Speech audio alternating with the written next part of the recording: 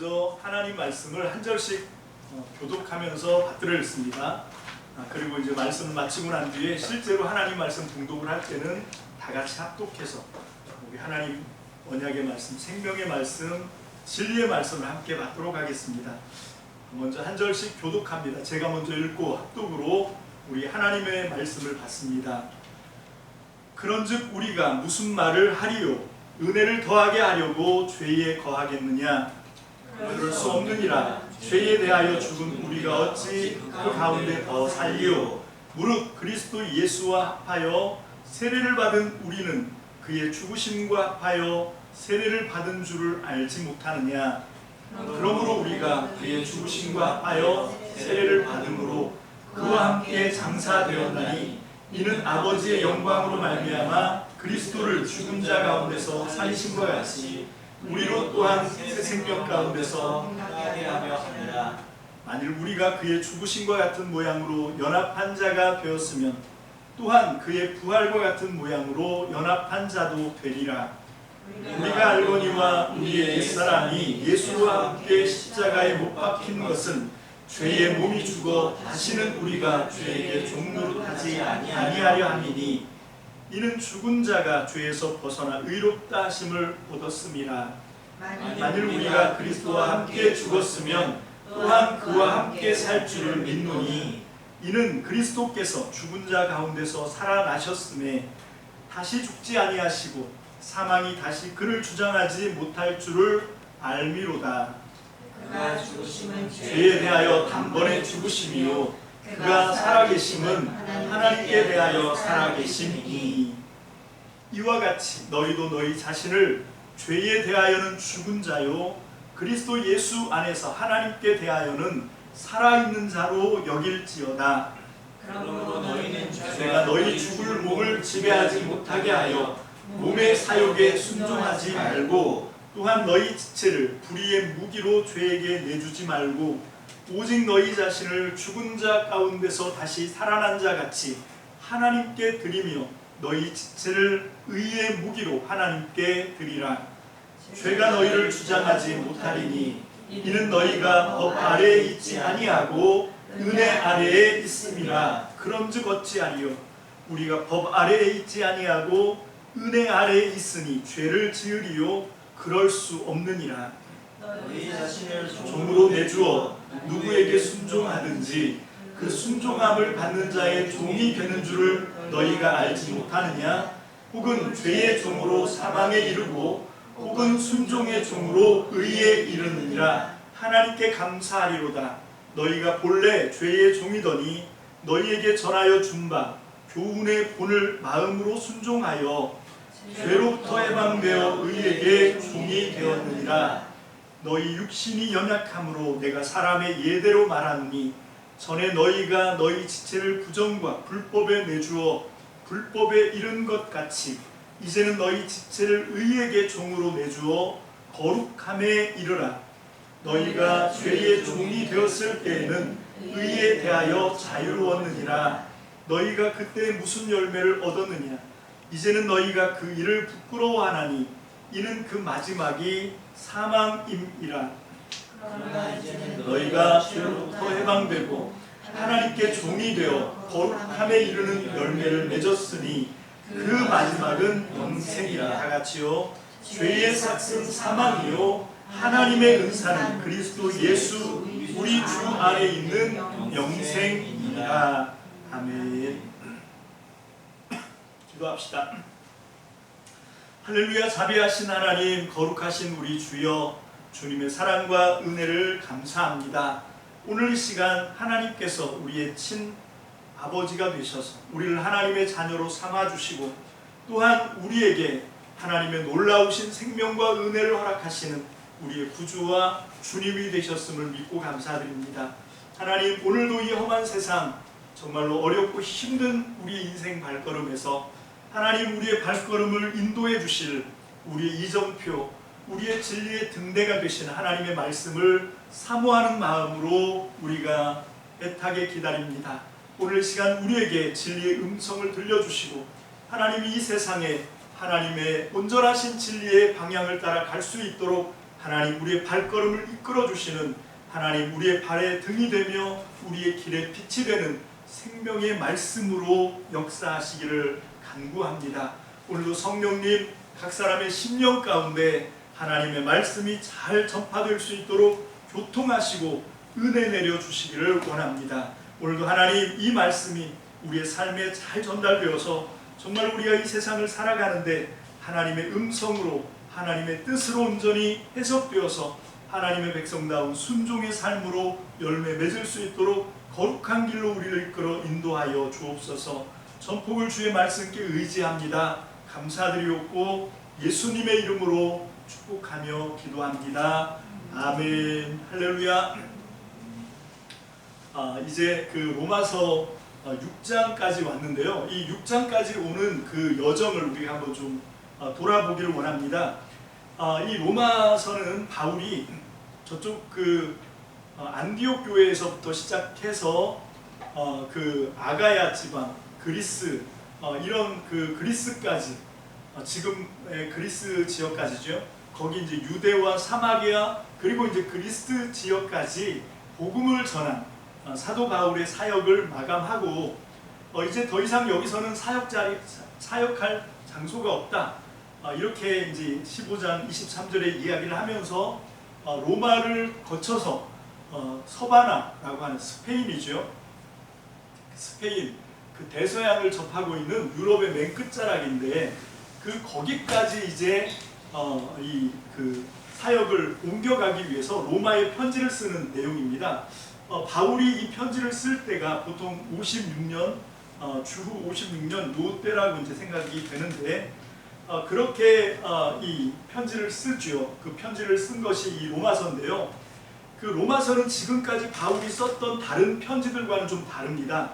어떤 게 다르냐? 여기 보면 그 바울의 편지가 그 당시에 통용되던 헬라 문화의 서신 양식, 그 서신 양식이 뭔가 하면 편지를 시작하면서 수신자, 그 로마에게 이렇게 로마에 있는 그리스도인에게 이게 이제 받는 사람이죠. 그 다음에 발신자 사도 바울이 그 다음에 감사와 축복으로 이렇게 이어집니다. 그런데 사실은 로마는 바울이 한 번도 가본 적이 없는 그런 곳입니다. 그러다 보니까 이 자기소개가 아주 길어요.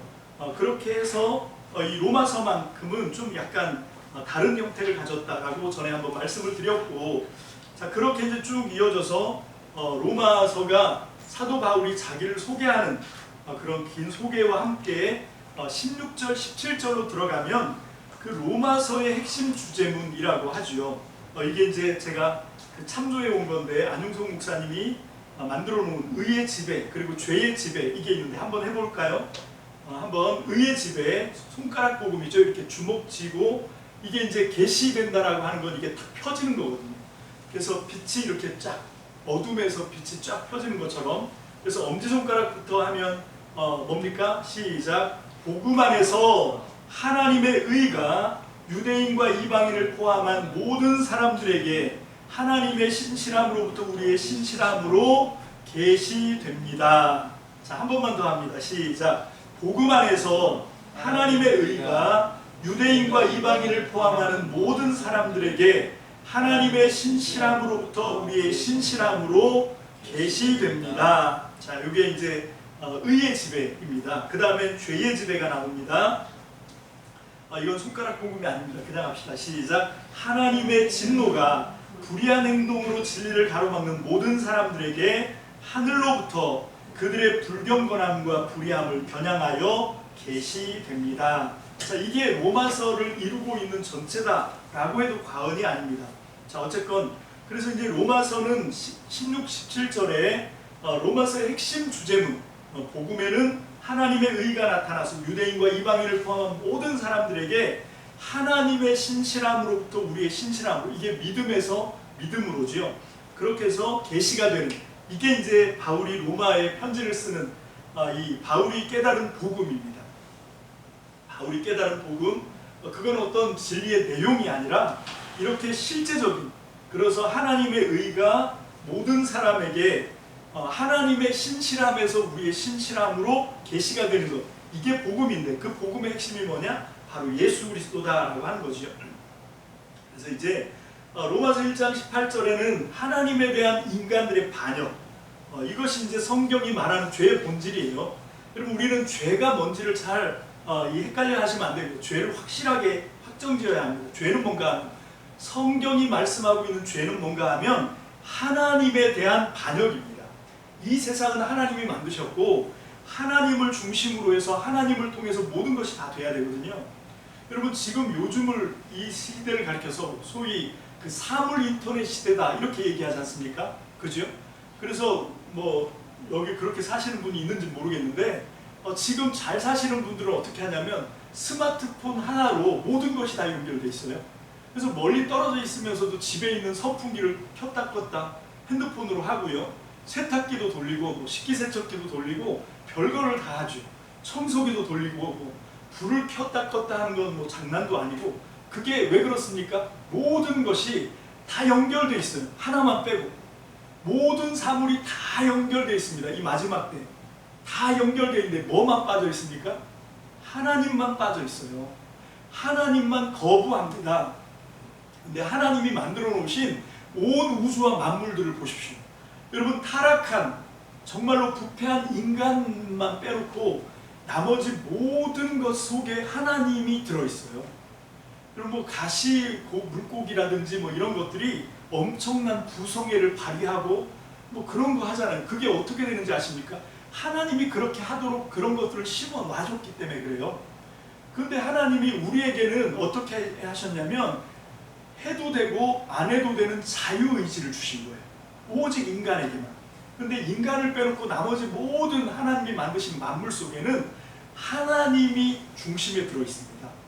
그래서 하나님이 봄, 여름, 가을, 겨울 모든 우주의 천체 만상이, 모든 삼라 만상이, 모든 뭐 풀이든지 나무든지가 다 하나님의 그런 법을 따라서 순종을 하는 거거든요. 그래서 들에 핀 백합과 공중을 나는 새, 그렇게 이쁘고 그렇게 다 먹여 살리시고 그런 일들이 일어납니다. 그런데 우리 인간들에게 하나님이 뭘 주셨냐면 자유의지를 주셨어요. 하나님께 순종할 수도 있고, 여러분 이게 의입니다. 이게 순종이죠. 하나님을 거절할 수도 있습니다. 이게 죄입니다. 다른 게 죄가 아니에요. 하나님이 만드신 모든 만물 속에 다른 것들에게는 그런 자유를 허용하지 않으셨는데 유일하게 인간에게만 하나님을 중심에 놓고 살아가는, 믿음으로 순종하는 그런 이 은혜의 삶, 의의 삶을 선택할 수도 있고, 그게 아니고 나는 나야, 내 힘으로 살 거야. 그래서 모든 과학과 모든 이 물질, 그걸 아주 정말 최고도로 발달을 시켜서 하나님 없이도 살 수 있어. 이게 죄예요. 하나님을 자기 삶 속에 마음에 두기 싫어하는 것, 그게 죄입니다. 자, 이제 그게 죄의 목록으로 22가지가 나오죠. 그래서 거기서 이제 죄의 지배가 나오는 겁니다. 어쨌건 자, 그런데 이 죄를 18절 이하에서 죄를 쭉 설명해 오시면서 하는 얘기가 뭔가, 사도 바울의 이야기가 뭡니까? 이 죄에 있어서 공평하다는 겁니다. 죄가 만인에게 평등합니다. 무슨 얘기인가 하면 이방인이든 유대인이든 다 뭡니까? 죄인이다, 이렇게 얘기하는 거죠. 이게 이 하나님의 심판은 그래서 차별이 없습니다. 왜? 똑같이 다 죄인이기 때문에.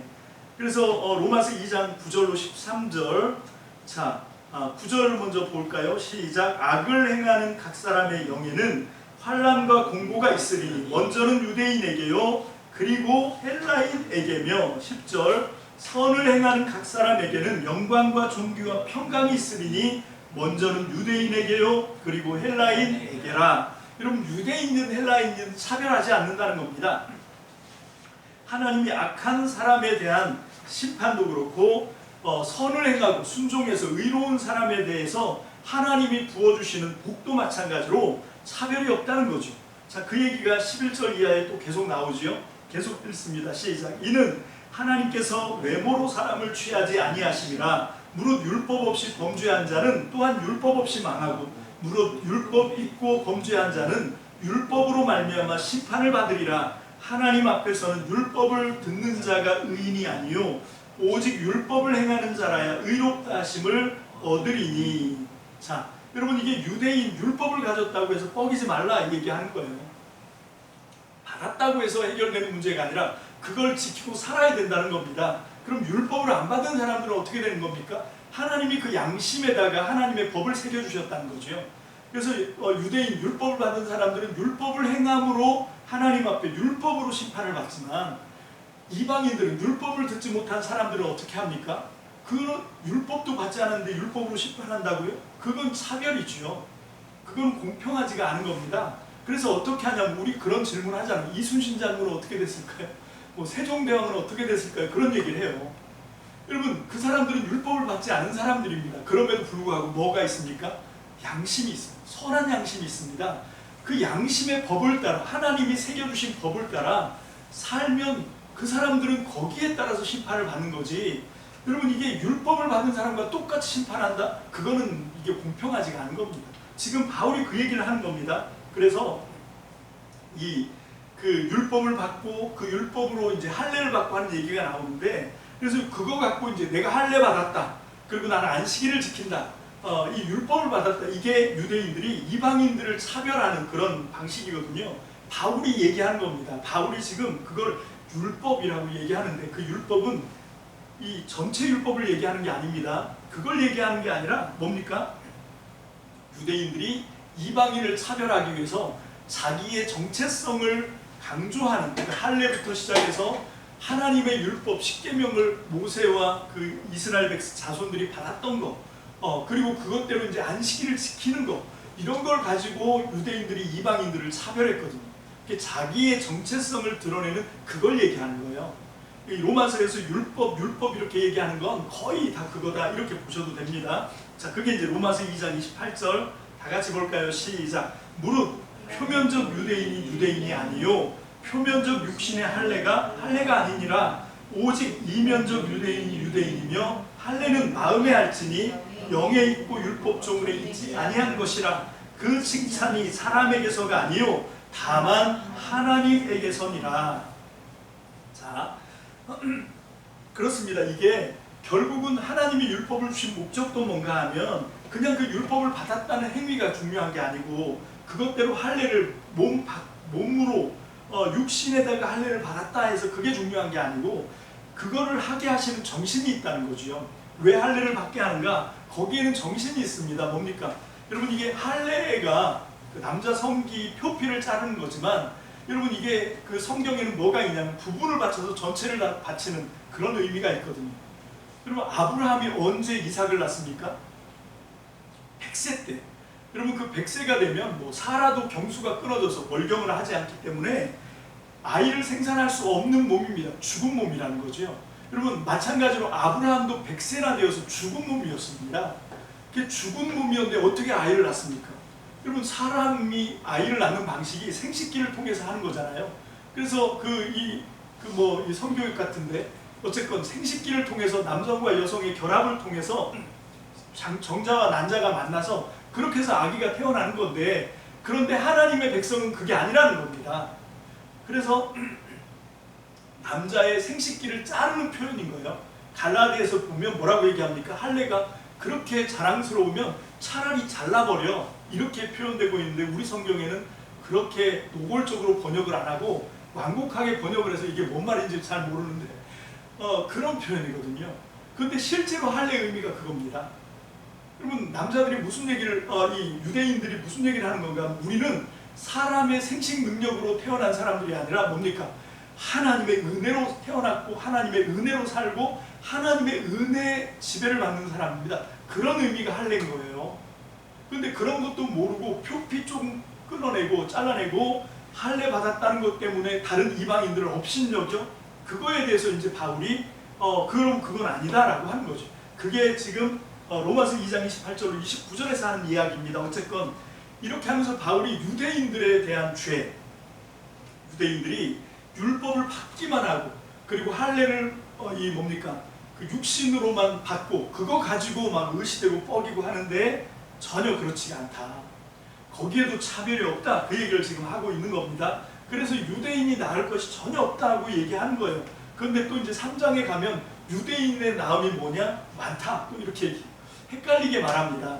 자, 이건 무슨 상황이냐면 그 상황을 알아야 돼요. 지금 로마 교회 상황이 유대인과 이방 기독교인들 사이에 갈등이 있었다라고 하는 거죠. 그걸 지금 중재하기 위해서 끌고 가는데, 그러기 위해서 사도 바울이 썼던 전략이 뭔가 하면 둘 다를 죄인으로 만들어 버리는 거예요. 다 똑같다, 니네 다 나쁘다, 이렇게 만드는 거죠. 자, 그러면서도 되게 전략적으로 그냥 대놓고 니네 둘 다 나빠, 다 잘못해서 이렇게 얘기하면 다 반발하거든요.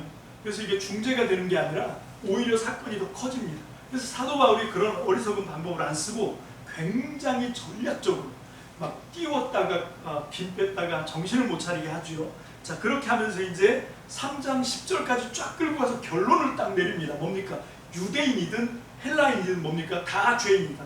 결론을 딱 내리죠. 3장 10절 시작. 기록된 바 의인은 없나니 하나도 없으면, 다시 한번 20절에 더 확증을 시켜줍니다. 시작. 그러므로 율법의 행위로 그의 앞에 의롭다 하심을 얻을 육체가 없나니 율법으로는 죄를 깨달음이니라. 자, 이렇게 이제 다 죄다. 다시 한번 또 23절에 가면 또 한번 확인을 해주는데, 그건 이제 전체를 한번 살펴봐야 됩니다.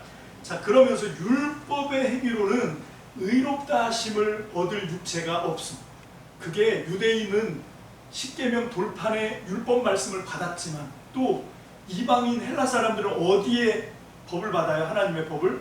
어디에? 양심의 하나님의 법을 받았지만, 근데 그거를 양심에 받은 법이든 율법 십계명의 법이든 그걸 다 지켰냐? 다 아니라는 거예요. 다 못 지킨다는 겁니다. 우리 안에 있는 의의 행위로 하나님 앞에 의롭다함을 받을 육체가 없다, 그 얘기를 하는 거예요. 그 여기 20절까지가 딱 뭔가 하면 그게 율법이든 아니면 양심에 심어놓은 양심의 법이든 그거 가지고 하나님의 기준에 만족할 만한 인생은 하나도 없다. 이게 로마서에서 바울이 내는 결론입니다. 그러면서 여기서 아주 전환점, 기가 막힌 뭡니까? 반전이 일어나요. 터닝 포인트. 로마서 3장 20절이 터닝 포인트예요. 21절로 확 틀어집니다. 21절 봅니다. 시작.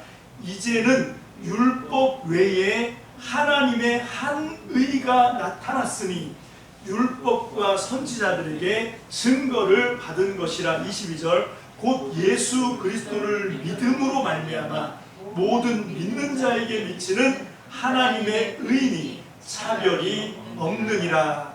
자, 여기서 모든 믿는 자는 유대인이든 헬라인이든 차별하지 않는, 유대인도 좋고 헬라인도 좋고 하여튼 모든 사람이 거예요. 자, 이게 왜 터닝 포인트입니까? 그전에는 자기 율법, 모든 심판은 행위로 심판받는 거죠.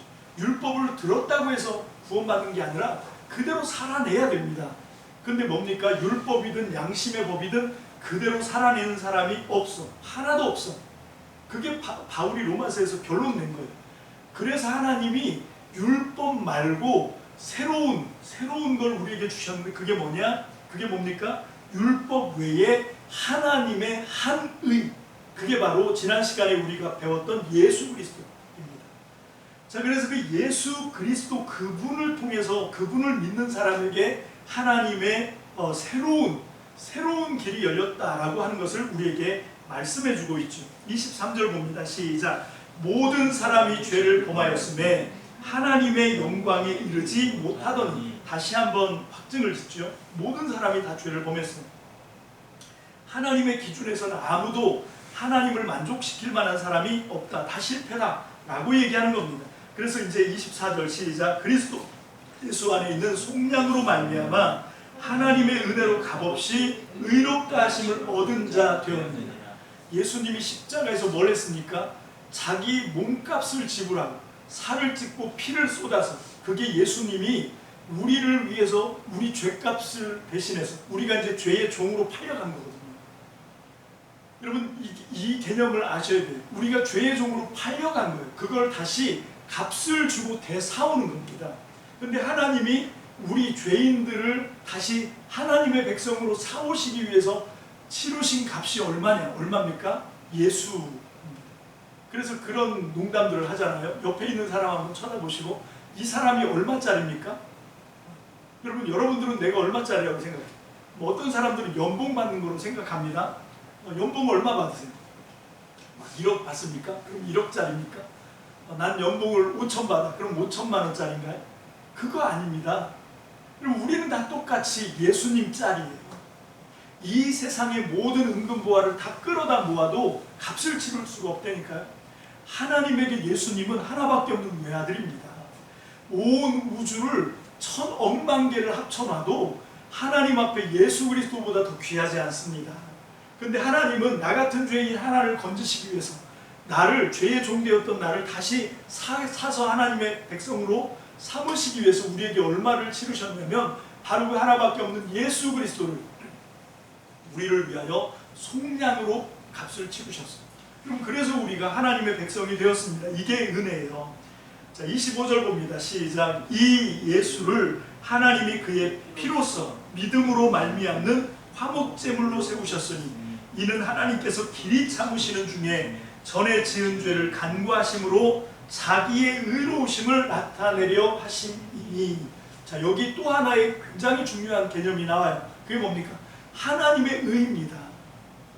자, 예수님이 십자가에 죽으심은 다만 우리의 허물과 죄를 덮으시고 우리의 죄를 씻어서 거룩하게 하시고 죄의 종으로 팔렸던 우리를 예수님이 자기 생명으로 값을 치르고 우리를 건져내오시는 그런 의도뿐만 아니라, 그런 목적뿐만 아니라 그거보다 더 중요한 게 한 가지가 더 있는데 그게 뭡니까? 하나님의 의를 위해서 십자가를 지셨다는 거예요. 아까까지는 그건 예수님이 십자가를 지고 죽으신 게 우리에게 해당하는 하나님의 은혜였습니다. 우리에게 상관되는 그런 예수님의 은혜였다고 하면 이번에 여기서부터 시작되는 말씀은 뭡니까? 예수님이 십자가의 죽으심을 통해서 하나님에게는 어떤 그 영향이 미쳤는가 하는 거죠. 예수님이 십자가의 죽으심을 통해서 어떤 일이 생기냐면 하나님의 의가 살아났습니다. 여러분, 이게 우리 하나님이 만드신 인간이잖아요. 우리가 하나님의 작품이란 말입니다. 근데 우리가 죄의 종이 됐어요. 여러분, 이건 실패죠. 하나님 입장에서 하나님의 의가 땅에 떨어진 겁니다. 이제 하나님이 자기 손으로 우리를 심판하셔야 합니다. 하나님의 의가 박살난 겁니다. 산산조각 난 거예요. 근데 그 아들 예수가 우리 모든 죄를 한 몸에 지시고 십자가를 지고 죽으시고 부활하심으로 하나님의 부서지고 산산조각난 의가 회복된 겁니다. 그래서 십자가가 중요한 겁니다. 자, 28절입니다. 26절 시작. 곧 이때에 자기의 의로우심을 나타내사 자기도 의로우시며 또한 예수를 믿는 자를 의롭다 하려 하심이라. 예수님이 십자가를 지심으로 하나님이 의롭게 되었고 그 하나님의 의가 이제 우리에게 전달된다라고 하는 거죠. 아까 복음에 나타난 그 복음의 하나님의 의가, 그죠? 모든 사람에게 하나님의 신실함에서 우리의 신실함으로 계시된다라고 하는 말씀이 그겁니다. 하나님의 의가 이제 우리에게 전달되는 겁니다.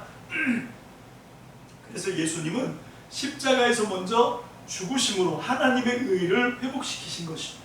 자, 그게 참 중요하다. 자, 그래서 27절, 28절 쭉 읽습니다. 시작. 그런즉 자랑할 때가 어디 있느냐? 있을 수가 없느니라. 무슨 법으로냐? 행위로냐? 아니라 오직 믿음의 법으로니라. 그러므로 사람이 의롭다 하심을 얻는 것은 율법의 행위에 있지 않고 믿음으로 되는 줄 우리가 인정하노라. 자, 지금 누가 자랑하고 있죠? 여러분, 로마 교회에 있는 유대인들이 자랑하고 있어요. 유대인들이 속으로 자랑했겠죠. 우리는 우리 조상들부터 율법을 잘 지킨 백성이고 그래서 음식도 니네처럼 그렇게 아무 음식이나 먹을 거 못 먹을 거 다 주워 먹고 그런 거 안 해 하면서 자랑하는 거예요. 이게 유대인들의 율법을 중심으로 한 자랑입니다. 그런가 하면 이방 사람들은 뭘 갖고 자랑을 해요? 니네가 유대인이라며. 근데 니네 꼬라지를 좀 봐봐. 그냥 말씀만 안다고 그게 뭐 자랑이야, 대수야? 우리처럼 선한 삶을 살아야지. 그걸 갖고 또 유대인들을 핍박하면서 속으로 자긍심을 갖는 거죠. 이방 사람들, 헬라 사람들이. 유대인이든 이방 사람이든, 여러분, 이게 무슨 얘기인가 하면 쉽게 얘기하면 그거예요. 내가 누구를 판단해, 내가 누구를 비판해. 그러면 기본이 뭡니까? 나는 걔보다 낫다는 거예요. 자기가 잘난 거예요. 자기가 그 사람보다 나으니까 그 사람을 비판하지. 자기는 형편없는데 어떻게 비판해요? 그러니까 누군가를 비판하고 판단하고 정죄한다는 건 자기 자신을 먼저 낫다고 생각하는, 자랑하는, 그게 먼저 베이스에 깔려있는 거죠. 지금 어떻게 하고 있습니까? 로마 교회에 유대인들이 이방인들을 판단하고 비판하고 있어요. 이방 헬라 그리스도인들이 유대인들을 판단하고 비판하고 또 정죄하고 있습니다. 그러니까 그게 뭡니까? 다 자랑하고, 그게 자랑할 게 없다 이 얘기를 하는 거예요. 다 죄인이다. 그래서 판단하면 안 된다. 그 얘기까지 쭉 끌고 가는 겁니다. 자, 28절 봅니다. 시작. 그러므로 사람이 의롭다 하심을 얻는 것은 율법의 행위에 있지 않고 믿음으로 되는 줄 우리가 인정하노라. 자, 여기서 얘기하고자 하는 건 율법의 행위와 믿음을 대조시키려고 하는 게 아닙니다. 자, 그거보다 더 중요한 게 뭡니까? 여러분, 율법 외에 나타난 하나님의 의, 이걸 얘기하는 거예요. 그 하나님의 의가 나타났어. 율법이 아니야. 그래서 그걸 뭐 행위로 하지 않고 믿음으로 하고, 그런 싸움, 행위냐 믿음이냐 이거 갖고 싸울 것도 없다는 거예요. 여러분, 정말 중요한 건 뭔가 하면 우리는 다 어떻게 볼 수 없는 죄인인데 하나님의 나타난 한 의가 우리를 건져내 주셨다. 그 의가 누구냐? 예수 그리스도다. 이게 이 그 긴 로마서 33장 21절로 28절까지의 이 단락에서 얘기하려고 하는 가장 중요한 핵심이 바로 이거다. 하나님의 의. 그 하나님의 의가 누구냐? 예수 그리스도. 왜 그 예수 그리스도가 하나님의 의입니까? 예수님이 십자가에서 하신 일이 우리의 죄를, 허물을 깨끗하게 보혈로 씻으시고 그것만 하신 게 아니라는 거예요. 우리를 속량하시고 우리에게 죄값을 지고 죄의 종이 됐는데 우리를 다시 되사주시고 그것만 한 게 아니라는 겁니다. 뭘 하셨어요? 하나님의 의를 회복시켜 주셨다. 그래서 하나님의 의인 거예요. 한 의가 나타난 겁니다. 율법이 아닌, 여러분, 이 율법을 통해서 하나님의 의가 확정될 수 있으려면 어떻게 써야 될까요? 우리가 율법대로 온전하게 살았어야 되죠. 율법을 통해서 우리가 하나님의 기준에 합당했어야 됩니다. 그러면 하나님의 의가 안 상실이 되는데 어떻게 됐습니까? 하나님을 다 버렸어요. 율법을 받은 사람은 율법을 그냥 받기만 하고 율법을 지켜 살지 않으므로 하나님을 뭡니까? 자기 삶에서 하나님을 쫓아내버려요. 양심의 법을 주셨는데도 양심의 법대로 살지 않고 자기 중심으로 살면서 하나님을 어떻게 합니까? 또 하나님을 쫓아버린 거죠. 그래서 하나님 없이 자기들끼리만 좋은 세상이 된 거죠. 그게 죄입니다. 성경이 말하는 죄는 하나님이 근본인데, 하나님이 중심인데 하나님을 버리고 하나님을 반역하고 자기가 하나님 자리에 올라가서 자기 마음대로 자기 인생을 꾸려가는 것, 그것이 죄다라고 하는 거예요. 자, 로마서 3장 29절 31절 계속 얘기합니다. 쭉 한번 읽어보겠습니다. 시작. 하나님은 다만 유대인의 하나님이시냐 또한 이방인의 하나님은 아니시냐? 진실로 이방인의 하나님도 되시느니라. 할례자도 믿음으로 말미암아 또한 무할례자도 믿음으로 말미암아 의롭다 하실 하나님은 한 분이시니라. 그런즉 우리가 믿음으로 말미암아 율법을 파괴하느냐? 그럴 수 없느니라. 도리어 율법을 굳게 세우느니라. 자, 여기서 다시 한번 바울은 유대인과 헬라인 차별 없다는 거예요. 하나님도 유대인의 하나님일 뿐 아니라 이방인의 하나님도 된다. 그러니까 너희들 제발 서로 편가라서 싸우지 마라. 제발 서로 정죄하고 판단하고 그러지 마라. 그런 얘기를 하는 거예요. 그러면서 그 높아심에 무슨 얘기합니까? 그렇다고 해서 내가 지금 율법을 파괴하는 게 아니다. 예수님도 똑같은 얘기를 하죠. 나는 율법을 파괴하러 온 게 아니고 난 율법을 완성하러 왔다. 바울이 그 똑같은 얘기를 하는 겁니다. 여러분, 율법을 뭡니까? 율법을 파괴하는 게 아니다. 도리어 율법을 굳게 세우는 거다. 이렇게 하는 게. 어떻게 하는 게요? 자, 어떻게 하는 게 율법을 굳게 세우는 겁니까? 유대인, 이방인 차별하는 게 아니라는 거예요. 오히려 이방인이라고 해서 업신여기고 그게 율법을 파괴하는 거고, 진짜 하나님이 우리에게 주신 율법의 정신은, 여러분, 진짜 하나님이 뭡니까? 모세를 통해서 이스라엘에게 율법을 준 목적이 뭡니까? 제사장 나라 삼으려고 했던 거예요. 여러분, 제사장 나라가 뭡니까? 제사장 나라가 뭐죠? 여러분, 다른 일반 사람이 없는데 제사장 나라가 무슨 의미가 있어요? 여러분, 제사장 나라라고 할 건 뭔가 하면, 제사장은 다른 모든 사람들의 허물과 죄를 자기가 감당해서 해결해 주는 게 제사장이에요. 그렇죠? 여러분, 그 얘기를 하는 거예요. 이방인들을 위해서 유대인들을 제사장 나라 삼은 거거든요. 그래서 이 유대인들은 이방인들을 차별하면 안 되는 거예요. 나는 저 사람들을 하나님의 은혜 가운데로 끌고 가야 되는 목적이 있는 사람들인 거거든요. 근데 지금 율법주의자들, 이 율법주의 유대인들은 어떻게 했습니까? 할례 받았다고, 율법 받았다고 이방인들을 지옥 뗄감으로 생각했습니다. 그게 넌센스라는 겁니다. 그게 잘못이라는 거예요. 그게 율법을 파괴하는 거라는 거예요. 진짜 율법을 세우려고 하면 어떻게 해야 되는가? 이방인들을 존귀하게 생각해야 되죠. 이방인들을 차별하면 안 되는 겁니다. 그게 29절 31절 이야기입니다. 빨리 갑시다. 로마서 4장은 그래서 아브라함의 예를 드는 거예요. 자, 하나님이 아브라함을 불렀어. 그래서 아브라함을 불렀는데 창세기 15장에 보니까 아브라함이 하나님의 약속을 믿어요. 하나님이 하신 약속을 믿으니까 하나님이 그 믿음을 보시고 하나님을 의롭다고 하십니다. 자, 그런데 그때가 아브라함이 할례를 받았을 때냐 무할례 때냐 이걸 물어보는 거예요. 바울이 할례 받기 전이었어요. 그러면 유대인의 기준으로 이해하면 아브라함은 이방 사람입니다. 그래요, 아브라함은 이방 사람입니다. 갈대아 우르에서 온 사람이에요.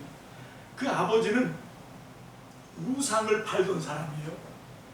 우상 만들어 파는 사람의 아들이었습니다. 그런 아브라함을 하나님이 인정하시죠. 그를 의롭다고 인정해 주셨을 때, 아브라함을 의롭다고 인정해 주셨을 때가 언제냐? 창세기 15장이거든요. 하나님이 아브라함의 약속을 믿으니까 하나님이 아브라함을 의롭게 여기셨다 라고 말씀해 주신 그때가, 아브라함은 여전히 육신의 할례를 받지 않았고, 그러면 논리적으로 그 사람은 이방 사람이었을 때다. 그러니까 제발 차별하지 마라. 그러면서 아브라함의 예를 쭉 들어서 유대인과 이방인 차별하면 안 된다 라고 했던 그 로마서 3장 결론을 사도 바울이 아브라함의 예를 통해서, 그 예를 통해서 확증을 시켜준 거예요. 자, 그리고 난 다음에 이제 5장으로 넘어가죠. 빨리 넘어가 봅시다. 5장 1절 다 같이 봅니다. 시작. 그러므로 우리가 믿음으로 의롭다 하심을 받았으니 우리 주 예수 그리스도로 말미암아 하나님과 화평을 누리자. 자, 여기서는 이제 하나님과 평화 얘기를 하지만 바울이 드디어 입을 뗍니다. 어떤 입을 뗍니까? 평화 얘기를 합니다. 너희 제발 싸우지 마. 유대인과 로마 사람, 로마인, 유대인과 이방인, 유대인과 헬라인 싸우지 마. 싸우는 게 아니야 라고 지금 얘기를 하는 거예요. 화평의 복음을 이제 전파를 하는 거죠. 자, 그러면서 우리 지난 시간에 5장 하반절은 그게 뭐였습니까? 영원한 복음 예수 그리스도였어요. 자, 예수 그리스도가 어떤 분이냐? 화평케 하시는 분이었다 하고, 예수님이 십자가에서 하신 일을, 예수님이 하셨던 일을 쭉 설명해 주는 것이 5장입니다. 자, 그리고 이제 드디어 오늘 설교에 왔습니다. 자, 이게 지난 로마서의 스토리, 전체 스토리. 자, 잘 따라오신 겁니까? 이걸 잘 따라와야 이제 오늘부터 이 시작된 6장의 말씀을 우리가 좀 들을 수가 있어서, 그래서 우리가 지금 이렇게 쭉 끌고 왔습니다. 6장은 뭔가 하면 5장 맨 마지막 절, 5장 21절 그 말씀을 6장에서 풀어 설명하는 거예요. 자, 5장 21절 봅니다. 5장 21절 시작. 이는 죄가 사망 안에서 왕노릇한 것 같이 은혜도 또한 의로 말미암아 왕노릇하여 우리 주 예수 그리스도로 말미암아 영생에 이르게 하려 함이라.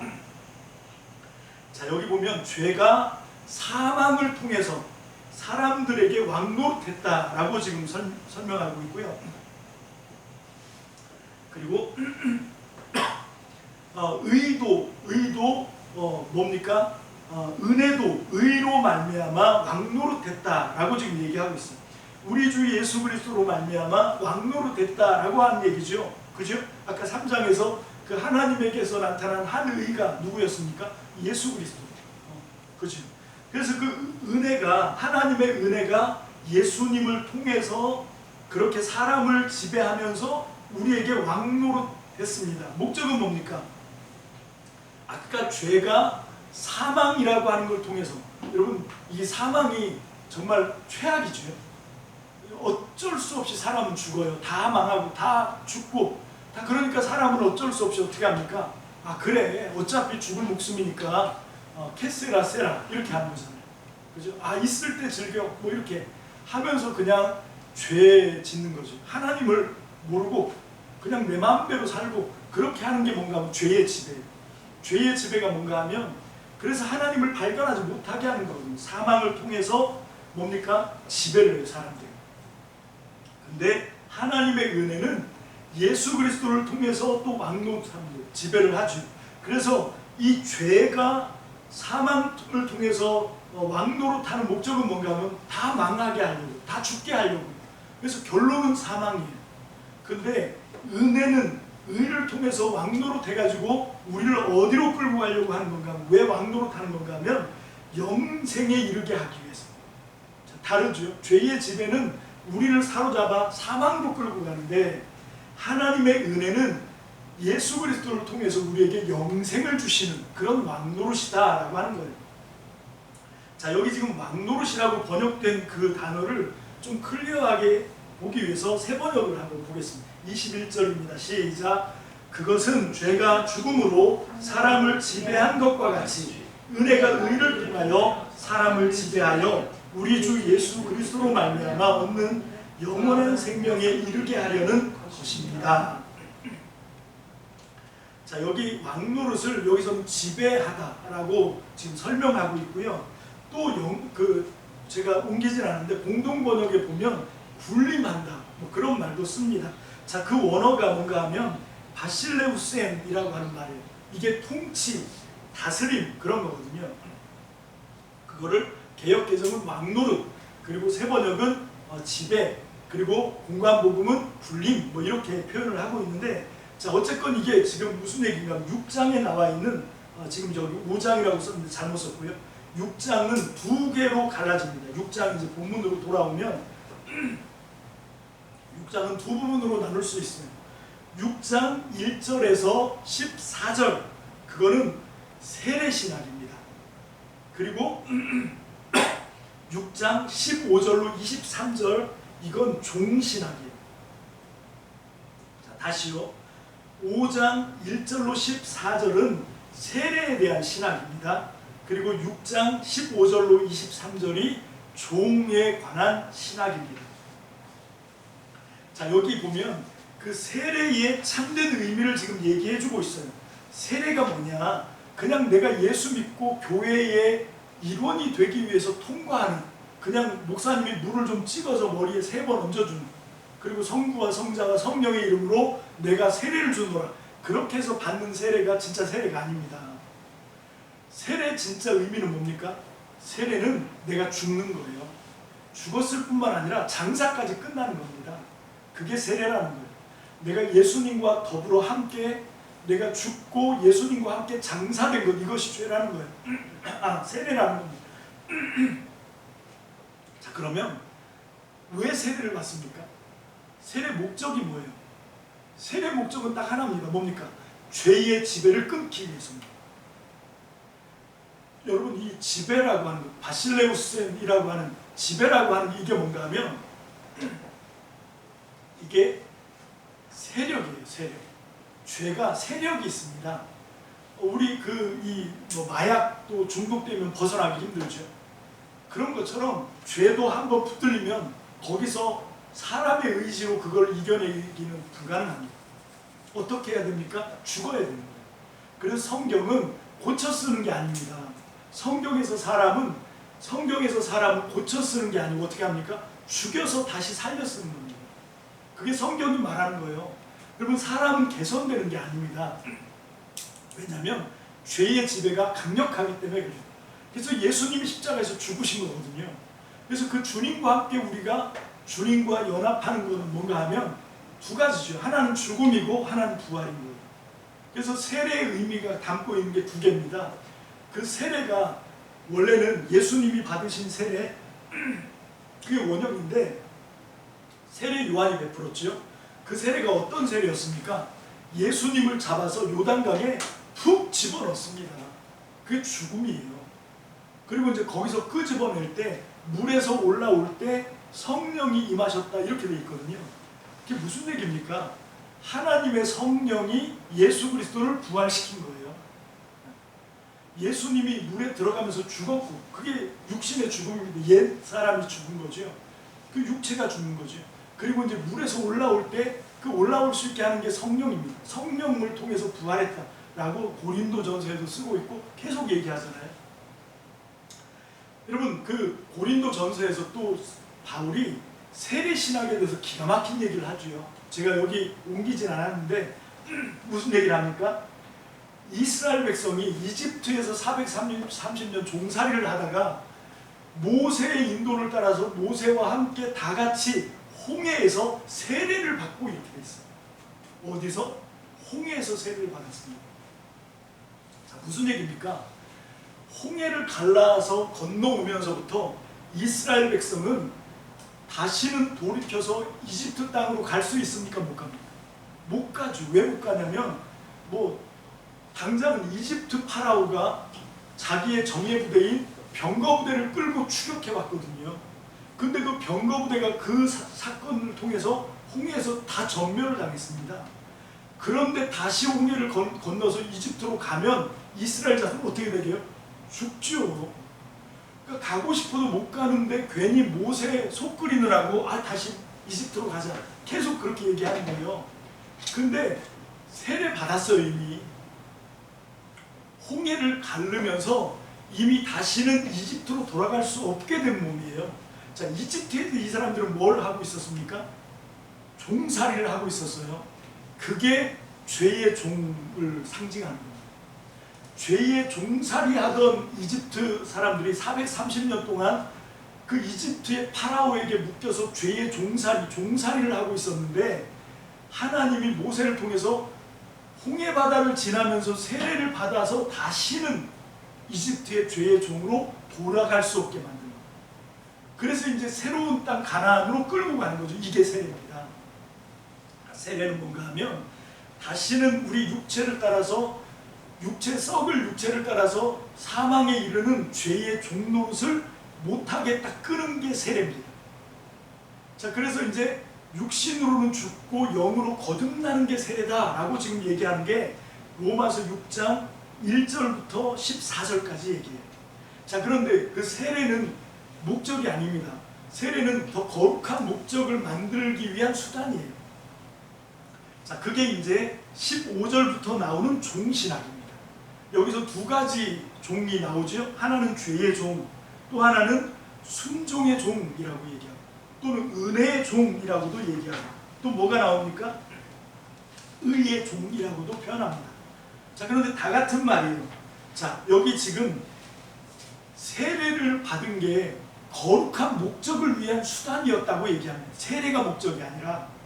자, 세례는 첫 번째 1번 왜 세례를 받았냐면 죄의 지배를 끊기 위해서. 그게 세례라는 겁니다. 죄의 지배가 너무 집요하게 집착하고 우리를 계속 사망으로 끌고 가기 위해서 죄로 떨어뜨리려고 막 시도를 하는데 그거를 이기기 위해서 어떻게 합니까? 예수님과 함께 십자가에 못 박히는 세례를 통해서 죄의 지배를 끊는 게 1차 목적이에요. 그런데 그보다 더 큰 목적이 있습니다. 두 번째 목적 뭡니까? 순종하게 하려고. 하나님의 의, 하나님의 은혜에 하나님의 법에 순종하게 하려고 의의 종이 되게 하려고 세례를 받게 했다는 거죠. 그게 6장 전부입니다. 자, 이게 이 세례의 참 의미를 얘기하고 있는데 그게 뭔가 하면 바로 이 지배와 다스림이라는 거죠. 우리는 죄의 지배를 받고 있었어요.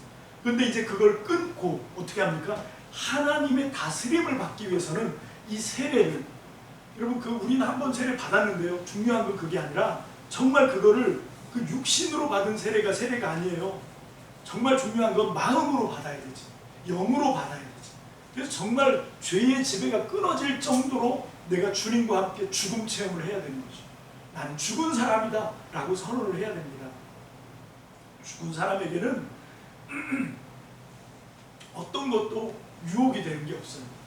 여러분, 이 죽지 않으니까 죄가 와서 유혹할 때 넘어가는 거예요. 그건 내가 아직 살았다는 얘기예요. 그래서 이 6장에서 얘기하는 건 뭔가 하면 철저하게 나 죽어야 된다라고 얘기하는 거죠. 자, 이걸 이제 실제 우리의 삶에 한번 적용을 해보면, 그러면 우리도 그런 거 있잖아요. 아까도 얘기했는데, 정말 오늘날 우리의 목자는 주님이 아닌 것 같아요. 저부터도. 제 목자는 스마트폰이 아닌가 그런 생각을 합니다. 근데 스마트폰이 없으면 내가 불안해 덜덜 떨더라고요. 지금도 제가 일부러 한번 이 설교를 해보려고 안방에다 스마트폰을 놓고 왔거든요. 되게 불안해요. 아까 광고할 때도 많이 불안했고, 저 실수해서 광고 끝나고 갖다 놓을 걸 뭐 이런 생각도 하고 하면서 이럴 정도로 오늘날 우리가 그렇죠. 뭐 스마트폰 없으면 일상생활이 불가능해요. 뭐 그렇다고 해서 제가 극단적으로 다 우리 스마트폰 다 없애버리자 이 얘기를 하자는 게 아닙니다. 그 얘기를 하는 게 아니라 그 스마트폰을 중요하게 생각하는 것보다 더 뭡니까?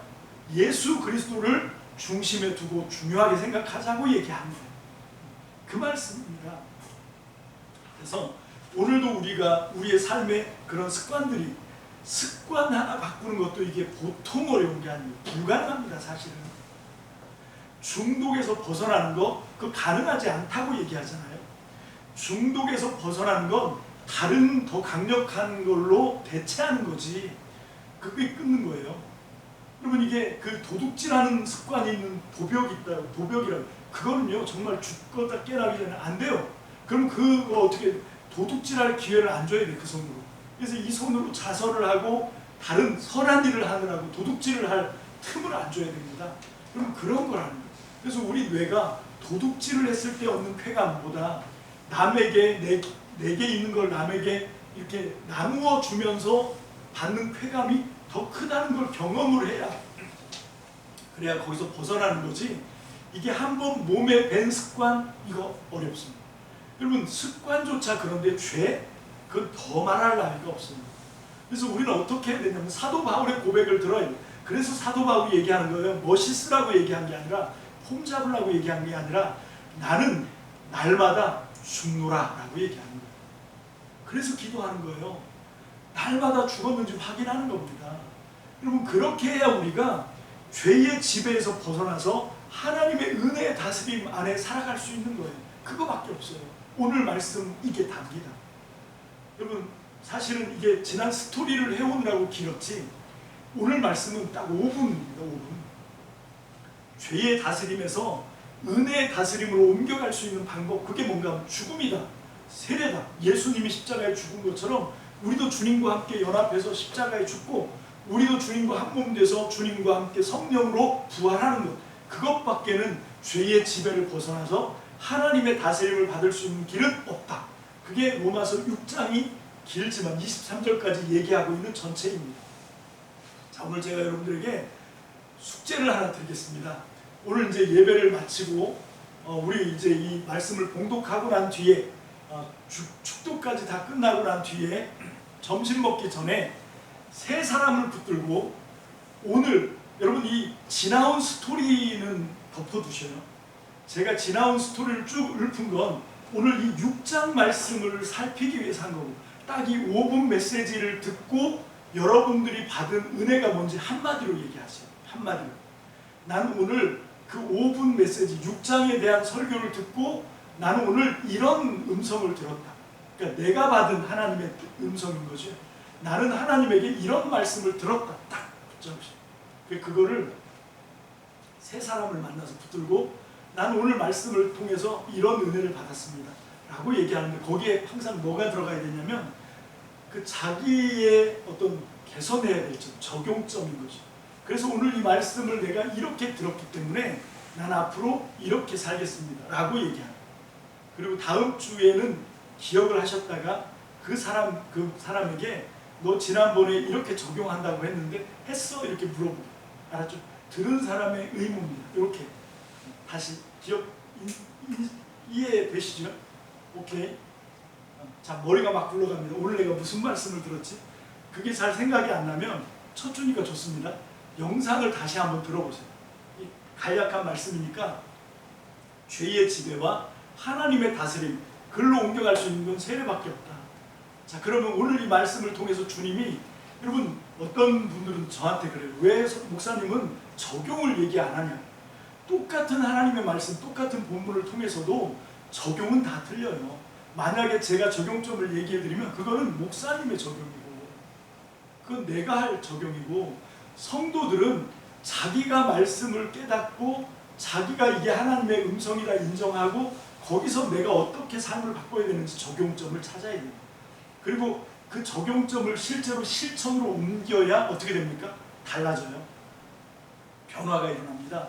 그래야 성장이 되는 거예요. 그래야 추수감사 때 간증할 수 있는 열매가 생기는 거죠. 그래서 오늘 이 말씀을 듣고, 지배와 다스림, 세례, 이 말씀을 듣고 나는 어떤 음성을 들었나, 요거를 좀 마음에 잘 정리하시면 좋겠습니다.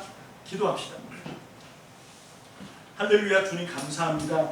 오늘 우리가 세례, 지배와 다스림이라고 하는 말씀을 받았습니다. 하나님이 로마서 6장에 있는 말씀을 통해서 예수님이 왜 십자가에서 죽으셔야 했는지, 예수님이 왜 부활하셔야 했는지 하나님, 이제 우리가 이것을 분명하게 깨닫습니다. 하나님, 죄의 지배를 받던 우리, 그냥 우리가 쌓아놓았던 죄만, 하나님 앞에 심판받을 죄만 예수님이 그 십자가의 죽으심으로 씻어주시고, 그리고 죄의 종되었던 우리를 속량해주고, 그리고 하나님의 의를 회복해주고, 그것만 알고 있었는데 하나님, 로마서 6장을 통해서 예수님의 십자가의 죽으심은 나에게 더 분명한 의미가 있었습니다. 하나님, 내가 여전히 죄에게 이끌림을 당하고 여전히 죄에게 다스림을, 지배를 받고 있는데, 이제 예수님의 그 죽으심을 통해서 내가 이 죄의 정말로 아주 끈질긴, 아주 정말 지겨운 이 지배의 고리를 끊을 수 있는 비결이 예수님의 십자가의 죽으심에 있는 것을 내가 깨닫습니다. 하나님, 뿐만 아니라 이제 예수님이 부활하심을 통해서 나는 이제 하나님의 다스림을 내 삶에서 실제로 받을 수 있는 중요한 은혜를 오늘 이 말씀을 통해서 받았습니다. 하나님, 이 은혜를 내 삶에 실천하게 도와주시고, 그래서 정말로 내 삶이 하나님의 나라의 다스림으로, 복된 삶으로, 은혜의 삶으로, 의의 삶으로 변화되게 축복하여 주옵소서. 오늘 들은 이 말씀, 오늘 주신 이 음성에 온전히 순종하는 저와 우리 참믿음 모든 성도들 다 되게 축복해 주시옵소서. 감사를 드립니다. 예수님 이름으로 축복하며 기도합니다. 아멘.